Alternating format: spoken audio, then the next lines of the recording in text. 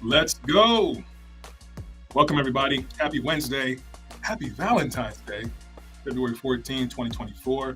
I hope you're doing well this morning, wherever you're chiming in from.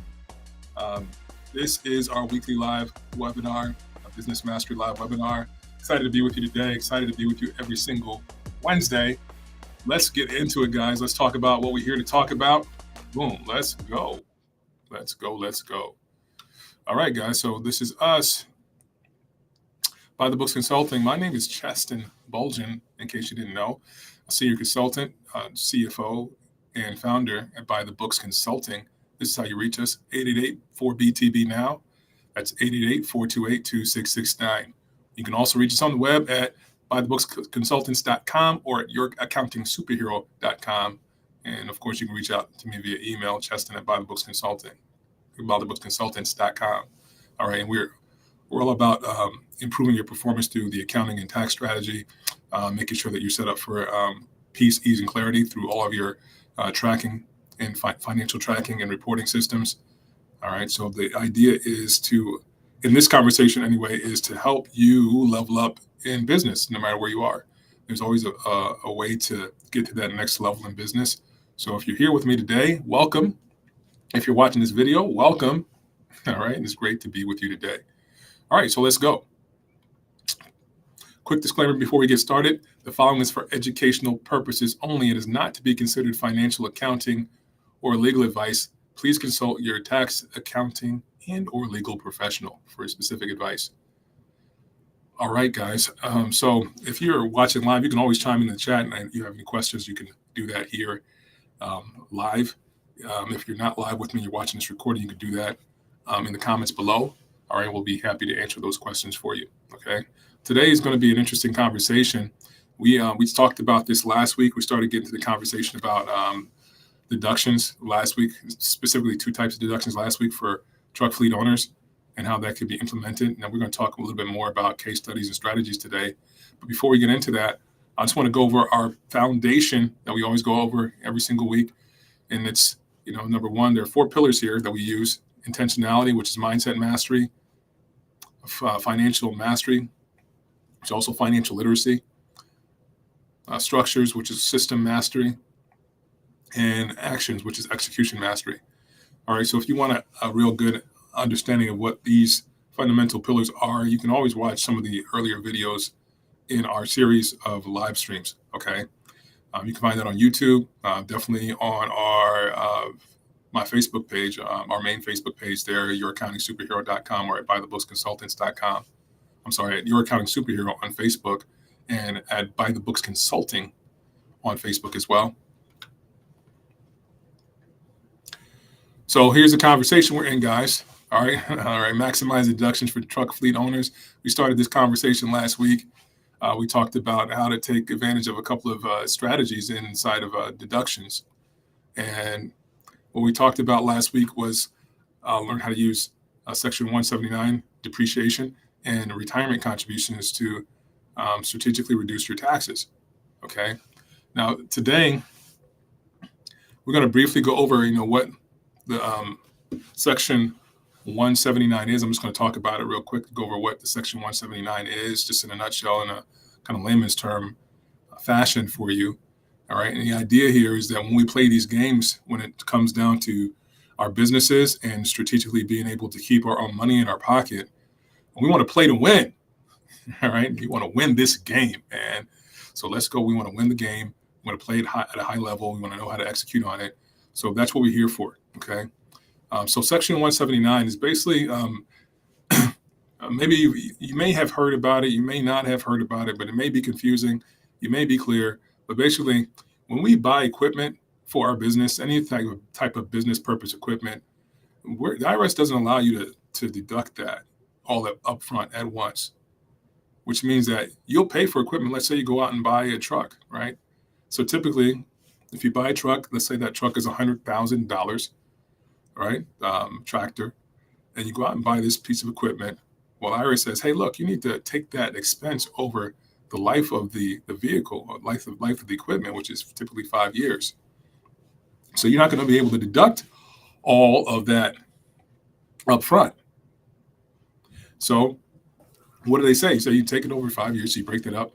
You take whatever you think is going to be the salvage value of that piece of equipment, all right, whatever you think it's going to be worth at the end of that 5 years, all right, you take that number and you subtract the rest. You take that number, subtract it from the main number, all right, and then that's going to be the amount that you can deduct. That difference is going to be the amount you can deduct over time, all right. Now, some of the people that we talk to, some of the business that we work with, decide to deduct the entire amount without having any salvage value at the end, which means that they're going to consider that piece of equipment, that vehicle, that business property is going to be worth zero at the end of it. So they write the whole thing all over 5 years.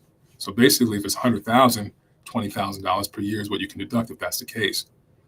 All right. So Section 179, by the way, is a game changer because it allows you to not just deduct that over the period of the life of that equipment, but you can take that expense up front, all of it if you wanted to, all right, depending on if it's completely business use, right, and the type of nature of the equipment that it is, all right. Now, there's been a lot of talk about, vehicles that weigh over 6,000 pounds, and if you're a fleet owner, this is not your thing, all right. It's between 6,000 and 14,000 in vehicle weight is what you can write off if you're a business owner who has a vehicle that's an SUV inside of your fleet. But with Section 179, the main thing about it, the real benefit of it, is that if you have business property, you can write that whole thing off up front if you wanted to, okay? And you don't have to write the entire thing off if you don't want to. You can write off a large portion of it in the first year, and the remaining you can take over the life of the vehicle or the equipment that you have. All right. Now, with that being understood, I'm hoping that's understood. All right. So basically, what we're talking about is being able to deduct the expense of equipment or business purpose equipment or business purpose property. And you can deduct all of that all up at front at once through Section 179. If you do not have that vehicle, if you're not using that vehicle, and you're not strategically looking to use that throughout the year, then you really won't be able to deduct the entire amount of any asset up front. You'll be able to deduct that over time, over the life of that piece of equipment, over the life of that business property. Okay, that's how that works. I know some people are like, hey man, what? I just spent money on this thing. Why can't I write it off? Well, them's the rules, Jack. Them's are the rules. Okay, you just can't write it off all up front if it's a business asset more than $2,500. They want you to expense that over time, over the life of that property. Okay. And now we have all these other tools that we can use, like Section 179, to strategically keep money in your pocket. So we talked about this a little bit last week about keeping money in your pocket strategically using Section 179.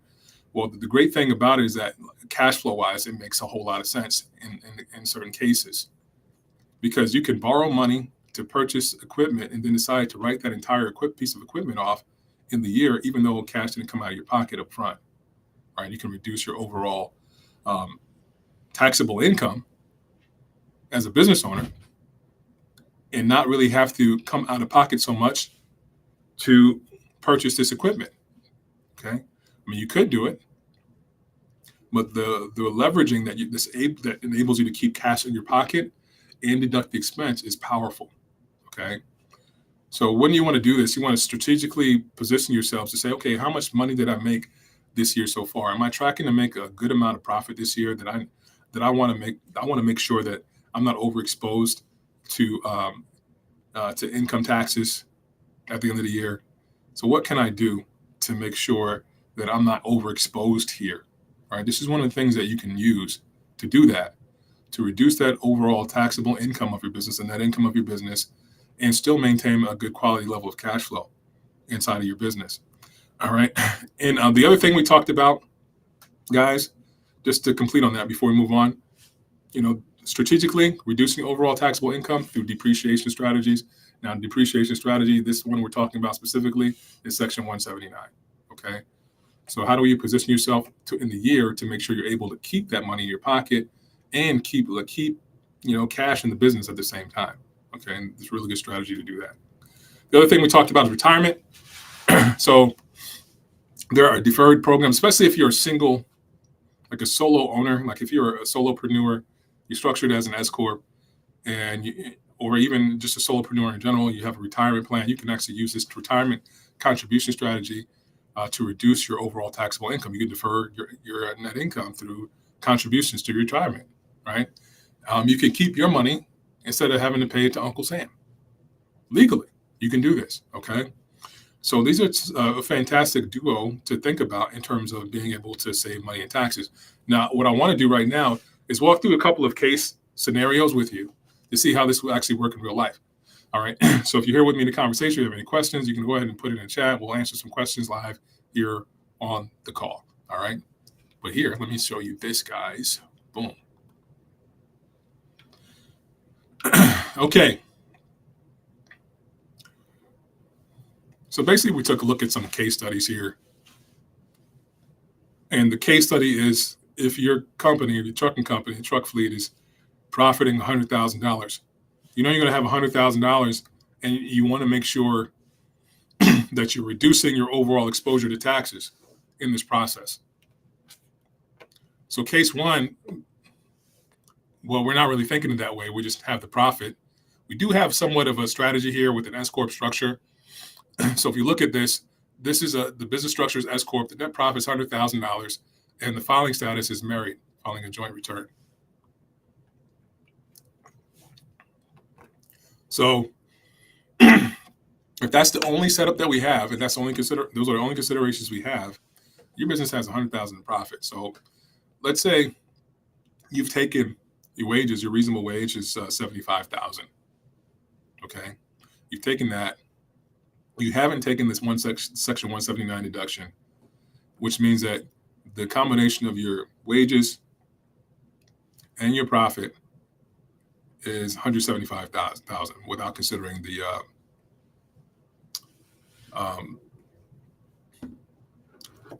deduction for business business deduction. All right, without consideration of that. All right, the QBI, qualified business income deduction. Okay. So now you have that AGI 175. You have your standard deduction for 2024 married filing a joint return, 29,500. That means you have a taxable income of 145,500. All right, so good, looks good, man. I mean, especially the thing about it is like when you have okay numbers as a profitable business and you have a decent okay wage inside of that, it looks good for financing. All right, so if I was a lender looking at this, it's like, man, these people are solid, great. But what does it do for you tax wise? Okay, first we have the ordinary income tax. This is what you can expect for your ordinary income tax. If you see to the right here, in this case study, the tax bracket is at 22%. For a married joint filer, in 2024, your tax bracket right now in this scenario is at 22%. Okay. Now, what that means is now, after we take that at the end of the day, that your ordinary income tax liability will be $22,580. All right, that's taking into consideration your tax bracket. Okay. Now, in addition to that, there's payroll tax, right? The payroll tax that you had to pay, the FICA portion of that, Social Security, Medicare, right?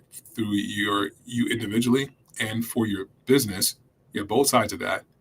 That's going to be $11,475, and that's really based off that $75,000 number that you paid yourself in wages.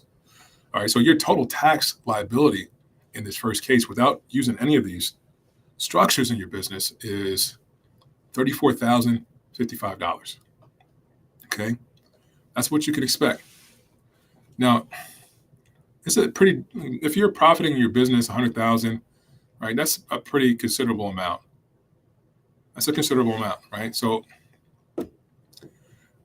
let's take a look at it percentage-wise, like really, because it's your tax bracket's at 22%, but your marginal tax rate. Talking about marginal tax rate, right?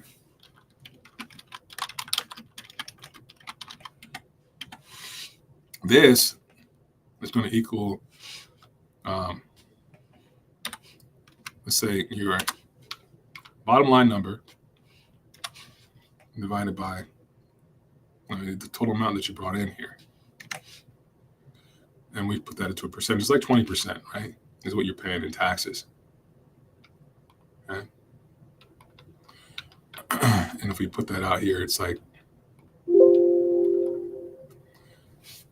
just over 19%, like 19.5% is what you're paying in marginal tax rate, right? Of the money that you get to keep, of the money that you actually made.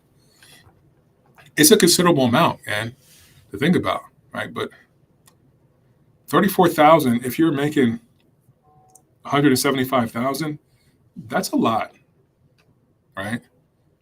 That's a lot in comparison. That's that's like another like salary you're paying somebody at the end of the day. And let's think about like some people look at this and say, "Man, this sucks. I got to pay this tax bill." And really, you don't have to. You don't have to pay this much. You can actually keep your money just by shifting some things around a little bit, just by planning some things out. Like you can grow your business. And the thing I love about Section 179 is that it's a growth and tax strategy at the same time. You're leveraging a piece of equipment, especially as a fleet owner. You're leveraging a piece of equipment. Now you can go out and grow the business and expand your business the way you want. All right. So let's say you buy the equipment. It's $100,000 worth of equipment you buy, but that's going to produce you another gross, somewhere between 30, 35,000 per month, right? Gross. And you could potentially keep somewhere between $5,000 to $10,000 of that net profit wise, running it efficiently, right? So basically, you're actually increasing your income by taking advantage of this strategy. At the same time, you are reducing your taxes. What? That's the game that we play here, guys. That's the game that we play. You increase income and reduce taxes at the same time with this strategy. Think about that, right? You get this equipment, you're actually going to go out here and crush it with this new piece of equipment, make more money, and reduce your tax bill. Love it. All right, so that's scenario number one. Let's take a look at case number two. Okay. So the only difference in case number two is that you now take that Section 179 deduction. Let's say you buy a piece of equipment, and it's $100,000 for this equipment between a tractor, trailer, or just a tractor. You just buy a piece of equipment. It's $100,000. You finance it. So you're not paying much out of your pocket. Maybe you pay 20% down, $20,000 out of pocket, right? But your business is actually reduced $100,000 in profit, which means that net profit that was in the case number one is gone, which also means that we can actually reduce your wages proportionally to show less wages that you have, and now your business has a somewhat of a profit. So that's what we did here. So we reduced the wages to $30,000 because there's no more profit in the business to actually consider having a wage of that amount. It's not reasonable to have a wage of that large amount when your profit is not justified to have that wage. Okay, so we reduced the reasonable wage to $30,000, right, which leaves the business profit at $45,000, right? Because remember, in case study number one, we had $100,000 profit, and then an additional that we paid ourselves in wages of the $75,000, right? So now in section like case study number two, we don't have that profit anymore of $100,000. We had to take less wages in order for our business to show a profit, right? So we did. So we took less wages, and now that additional $45,000 that we did not take in wages is shifted to the business. Now, what does that do, really? Number one, it takes away this $45,000 is not subject to this FICA tax anymore, right? That's not subject to the FICA tax. So we just took away that, which is 15.3%, by the way, with tax on the income. So we took away $45,000 and we just saved there, okay, in terms of FICA taxes. Before it was $11,475. Man, we just reduced that by almost $7,000, right?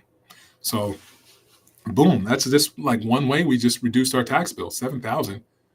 That's a major chunk out of the $34,000, right? But now, the actual amount that we profited is dropped significantly as well. We just reduced the profit of the business by 60, almost 60,000, like 55,000. So we save there too, right? So now in this scenario, your adjusted gross income is reduced, between your wages and your profit to $75,000. Same standard deduction, but instead of your income, taxable income being 45,500 of 145,500 is reduced by $100,000, which is your Section 179 deduction. Okay. Now look at this. Your ordinary income tax is reduced from 22,580 to 5460. Of course, you talked about your FICA taxes, but look at this, man. Your bottom line total tax is now $10,050. You just saved $24,000.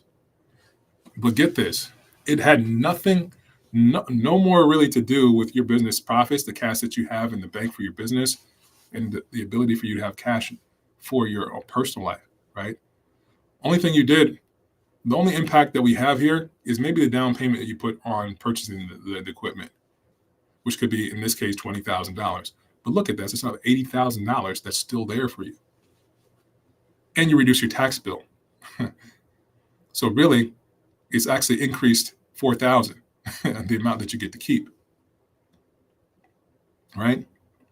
Because now you actually keep the $80,000 plus the $24,000 in tax savings.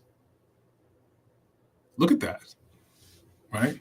Just by shifting to creating a Section 179 strategy for your business, all right? $24,000 saved. You reduced your tax bracket. This is the big deal, guys. You went from 22% of a tax bracket in the first case to 12%. So if you're not thinking along these lines, guys, I want to invite you. Hold on a second. Let me make sure you guys can hear me okay.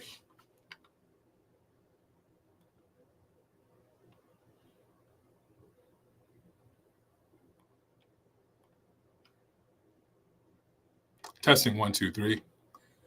Testing 1, 2, 3. Can you hear me? Now, it may be, I saw you, I don't know who you are at Facebook chiming in. I just got a chat message that you can't hear me, but I'm checking the audio. Audio seems to be really good here. Okay. So can you hear me now is what I want to ask.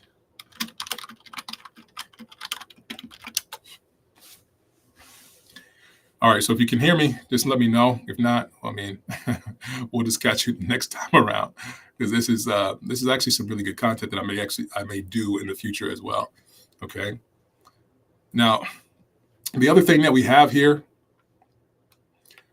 to consider is this is just one strategy. What if we put in another strategy that we were talking about here? What if we put in the retirement as well? If we took that $20,000 and put it towards retirement, what if we took an additional amount of savings and put it toward retirement? Then we can actually save a little bit more. Okay.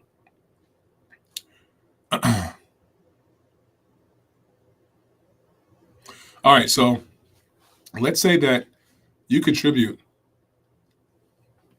another $20,000, right, of your wages. Instead of taking that as wages in your pocket, you could defer that to a retirement plan, qualified plan. $20,000 you put in there, all right, and your business decides to match it. So that's $40,000 you're putting toward retirement. Look at that, man. You set yourself up for your future. You're being really cool to your future self, right? So you do that. It bumps your tax bracket down to a 10% tax bracket, because now your income has been reduced, right? Your AGI has been reduced to 35,000 from the 75,000 it was before, making your taxable income, same deduction, 5,500.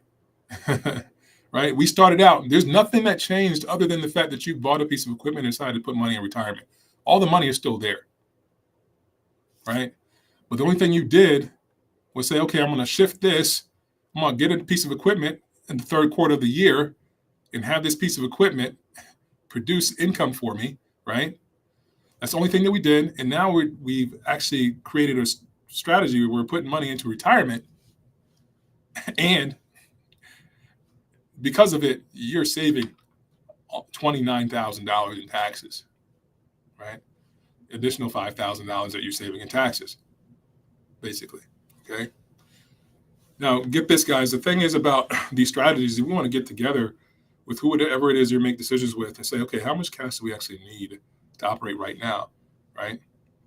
From you taking, and taking money from, your personal cash and putting it in retirement, it does have an impact, is what I want to say, right?